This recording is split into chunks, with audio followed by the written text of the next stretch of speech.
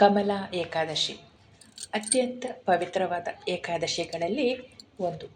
ಇದು ವಿಶೇಷವಾಗಿ ಅಧಿಕ ಮಾಸದಲ್ಲಿ ಬರುವ ಏಕಾದಶಿಯಾಗಿದ್ದು, ಲಕ್ಷ್ಮೀ ದೇವಿಯ ಕೃಪೆಯನ್ನು ನೀಡುವ ವ್ರತ ಎಂದು ಪರಿಗಣಿಸಲಾಗಿದೆ. ಕಮಲಾ ಎಂಬುದು ಮಹಾಲಕ್ಷ್ಮಿಯ ಒಂದು ದಿವ್ಯನಾಮ. ಈ ದಿನ ವಿಷ್ಣು ಹಾಗೂ ಲಕ್ಷ್ಮೀ ದೇವಿಯನ್ನು ಆರಾಧಿಸುವುದು ಅತ್ಯಂತ ಶುಭಕರ. ವಿಡಿಯೋ ಕೊನೆ ತನಕ ನೋಡಿ.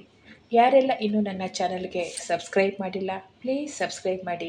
ಈ ವಿಡಿಯೋನ ನಿಮ್ಮ ಫ್ರೆಂಡ್ಸ್ಗೆ ಮತ್ತು ನಿಮ್ಮ ಕುಟುಂಬದವರಿಗೆ ಶೇರ್ ಮಾಡಿ.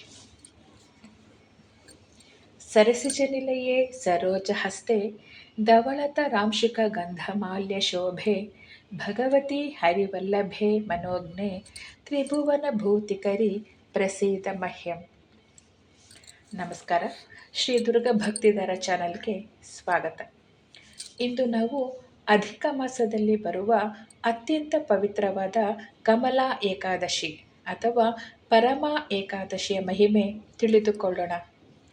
ಏಕಾದಶಿ ತಿಥಿಯು ಶ್ರೀ ಮಹಾವಿಷ್ಣುವಿಗೆ ಅತ್ಯಂತ ಪ್ರಿಯವಾದ ದಿನವಾಗಿದೆ. ಅದರಲ್ಲೂ ಅಧಿಕ ಮಾಸದಲ್ಲಿ ಬರುವ ಪರಮ ಏಕಾದಶಿಗೆ ವಿಶೇಷ ಮಹತ್ವವಿದೆ. ಈ ವ್ರತವನ್ನು ಭಕ್ತಿಯಿಂದ ಆಚರಿಸಿದರೆ ಪಾಪಗಳು ನಾಶವಾಗಿ ದಾರಿದ್ರ್ಯ ದೂರವಾಗಿ ಶ್ರೀಹರಿಯ ಅನುಗ್ರಹ ದೊರೆಯುತ್ತದೆ ಎಂದು ಪುರಾಣಗಳು ಹೇಳುತ್ತವೆ. ಒಂದಾನೊಂದು ಕಾಲದಲ್ಲಿ ಬ್ರಾಹ್ಮಣ ದಂಪತಿಗಳಿದ್ದರು. ಅವರು ಕಡು ಬಡವರಾಗಿರ್ತಾರೆ.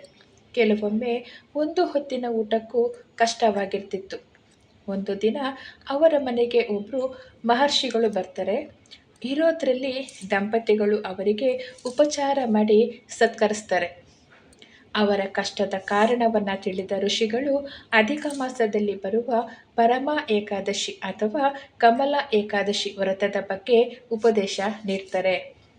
ಆ ಪುಣ್ಯ ಪವಿತ್ರ ದಿನಕ್ಕಾಗಿ ಕಾಯ್ತಾ ಇದ್ದ ಆ ದಂಪತಿಗಳು ಭಕ್ತಿ ಶ್ರದ್ಧೆಯಿಂದ ಲಕ್ಷ್ಮಿ ಮತ್ತು ಮಹಾವಿಷ್ಣುವನ್ನು ಪೂಜಿಸ್ತಾರೆ. ವ್ರತದ ಫಲದಿಂದ ಅವರ ದಾರಿದ್ರ್ಯ ದೂರವಾಗುತ್ತೆ. ಅವರಿಗೆ ಸುಖ ಸಮೃದ್ಧಿ ಮತ್ತು ಅಂತಿಮವಾಗಿ ವಿಷ್ಣು ಲೋಕ ಪ್ರಾಪ್ತಿಯಾಗುತ್ತೆ. ಇದೇ ತಿಂಗಳ 11ನೇ ತಾರೀಕು ಗುರುವಾರ ಕಮಲಾ ಏಕಾದಶಿ. ಈ ದಿನ ಬೆಳಗ್ಗೆ ಬ್ರಹ್ಮ ಮುಹೂರ್ತದಲ್ಲಿ ಸ್ನಾನ ಮಾಡಿ ಮನೆ ಹಾಗೂ ಪೂಜಾ ಸ್ಥಳವನ್ನು ಸ್ವಚ್ಛ ಮಾಡಿ ವಿಷ್ಣು ಮತ್ತು ಲಕ್ಷ್ಮೀ ದೇವಿಯ ಚಿತ್ರ ಅಥವಾ ವಿಗ್ರಹಕ್ಕೆ ಹೂಗಳು ಮತ್ತು ಮುಖ್ಯವಾಗಿ ತುಳಸಿಯಿಂದ ಅಲಂಕರಿಸಬೇಕು. ದೀಪ ಧೂಪ ನೈವೇದ್ಯ ಸಮರ್ಪಣೆ ಮಾಡಬೇಕು. ಉಪವಾಸ ಮಾಡಲು ಶಕ್ಯ ಇದ್ದರೆ ಮಾಡಬಹುದು, ಇಲ್ಲವಾದರೆ ಫಲಹಾರ ಅಥವಾ ಸಾತ್ವಿಕ ಆಹಾರನ ತಗೊಳ್ಬೋದು. ಈ ದಿನ ವಿಷ್ಣು ಸಹಸ್ರನಾಮ, ಭಾಗವತ, ಮಹಾಲಕ್ಷ್ಮಿ ಅಷ್ಟಕ, ಲಕ್ಷ್ಮಿ ಅಷ್ಟೋತ್ತರ ಸ್ತೋತ್ರವನ್ನು ಪಠನೆ ಮಾಡಿದರೆ ತುಂಬ ಒಳ್ಳೆಯದು.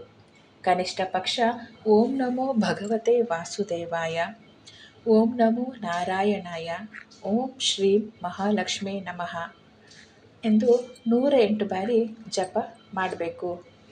ಈ ದಿನ ಅನ್ನದಾನ, ಗೋಪೂಜೆ, ದೀಪದಾನ ತುಂಬ ಪುಣ್ಯಕರ.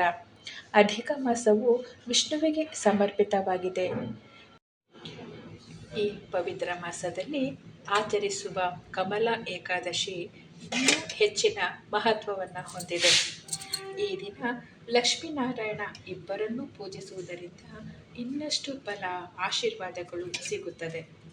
ಭಕ್ತಿ ಶ್ರದ್ಧೆಯಿಂದ ಈ ವ್ರತವನ್ನು ಆಚರಿಸಿದರೆ ನಮ್ಮ ಪಾಪಗಳು ಕಳೆಯುತ್ತವೆ. ನಕಾರಾತ್ಮಕ ಶಕ್ತಿಗಳನ್ನು ತೆಗೆದುಹಾಕಲು ಸಹಾಯ ಮಾಡುತ್ತದೆ. ಆರ್ಥಿಕ ಸಮಸ್ಯೆ ಕಡಿಮೆಯಾಗುತ್ತದೆ.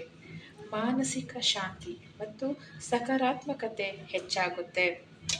ಕುಟುಂಬದಲ್ಲಿ ಸಂತೋಷ ಮತ್ತು ಸಮೃದ್ಧಿ ನೆಲೆಸಿರುತ್ತೆ. ಜೀವನದಲ್ಲಿನ ಅಡೆತಡೆಗಳು ಮತ್ತು ಕಷ್ಟಗಳು ನಿವಾರಣೆ ಆಗುತ್ತೆ. ಇದು ಆಧ್ಯಾತ್ಮಿಕ ಬೆಳವಣಿಗೆ ಮತ್ತು ಮೋಕ್ಷದ ಕಡೆಗೆ ಮಾರ್ಗವನ್ನು ತೆರೆಯುತ್ತದೆ.